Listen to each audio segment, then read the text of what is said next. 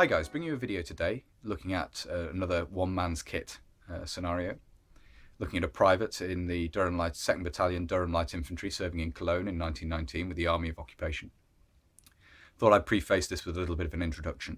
The 2nd Battalion Durham Light Infantry was a regular army battalion which had gone to war in 1914 and served right the way through the war in Europe. And they joined the 6th Division to enter into Germany as the Army of Occupation on the cessation of hostilities, and they were in Cologne in early 1919, serving with the other battalions there as sentries, pickets, basically keeping law and order, keeping British control in the British occupied area, and also guarding entry and travel from the British zone into the neutral zone.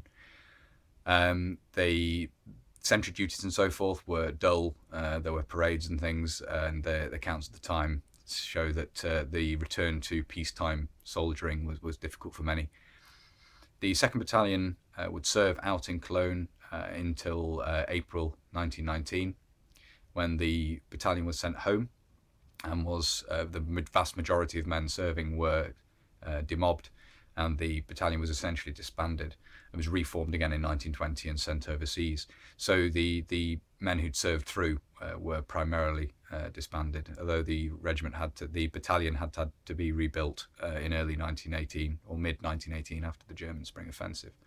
So the men who'd arrived in Cologne, as I say, the vast bulk of duties were sentry duty. You can see men just with their skeleton web equipment, their musketry order essentially, greatcoats when it was cold enough to warrant them, basically on sentry duty in a static role, checking civilian passes and so forth of people travelling to and from the British zone, and ensuring security was maintained. And to some degree there was work with local police force and so forth to do this. So now we can take a look at the recreated uniform here, and we'll start off with this series of images showing front, sides and back. You can see the greatcoat is being worn, and obviously against the cold, skeleton, web equipment, and the soldier being represented here is standing easy with rifle with bayonet fixed. Starting at the top of the uniform, we can see the soft service cap with the Durham Light Infantry cap badge is being worn. Many photographs of men wearing greatcoats at the time showed that shoulder titles were not being worn on the greatcoats, and I'm assuming this is perhaps due to a lack of brass by this point in the war, shortage of brass, or simply that because the helmet's not being worn, the regimental cap badge is deemed enough recognition. Moving down, we can see the 1908 pattern web equipment, and this is being worn in essentially in musketry order with just the bayonet frog and the 2 front ammunition pouches. You can see the empty bayonet scabbard on the left hip here, because obviously the bayonet's being carried fixed to the rifle.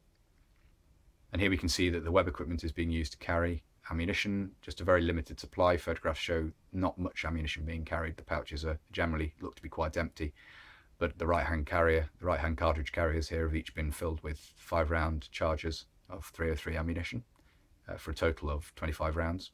And as we move further down the uniform, we can see the ankle boots and puttees. Underneath the greatcoat is the standard service dress uniform, which you can see here, consisting of tunic and trousers, or jacket and trousers, in khaki serge. Insignia, of course, consists of brass shoulder titles, which read Durham, and on the right cuff you can see 3 chevrons representing 3 years of overseas service during the war. Underneath the jacket, a grey wool flannel shirt is worn, and of course the trousers are being supported by white cotton braces. In terms of underwear, grey wool flannel drawers are worn, and the issue khaki wool socks.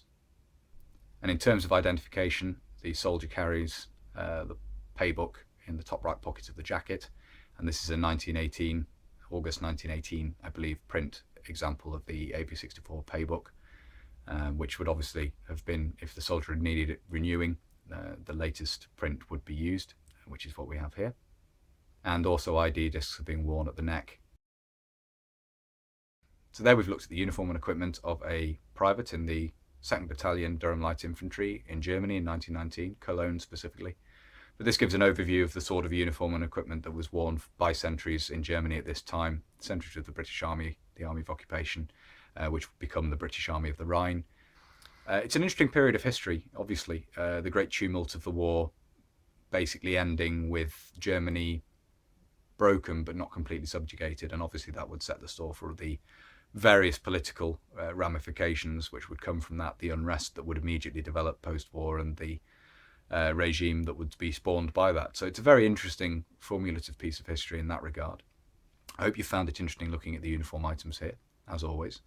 If you like my content and you like videos like this, then please consider subscribing if you haven't already. And if you're already subscribed or newly subscribing, make sure you hit the notification button. Obviously, it's the one way you'll get notified of me uploading new videos.